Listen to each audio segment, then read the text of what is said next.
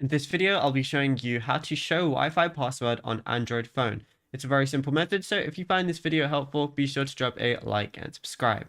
But anyways, getting into it, it's very simple to go ahead and do this, and you can do it on literally any Android you have.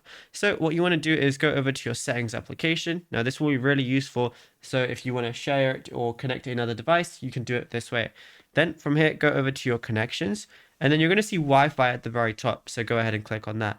As you can see, I'm currently connected to a Wi-Fi. Just make sure you're connected to your Wi-Fi. And then all you want to do is press the settings wheel icon on the right hand side. Now I'm going to see password as one of the options. All I want to do is where it has the password, there's like an eye icon next to it. Go ahead and click on that. It has to verify your identity. So show it your face. And it's going to use facial recognition. And then as you can see, it's now showing me the password. And yeah, it's literally as simple as that. If I go back and I click it again, it's now hidden again. So once it shows the password, you can copy and paste it, send it to whoever you want, or just use it anywhere else. And yeah, it's as simple as that. Now, if you found this video helpful, be sure to drop a like and subscribe, and check out our other tutorials as well.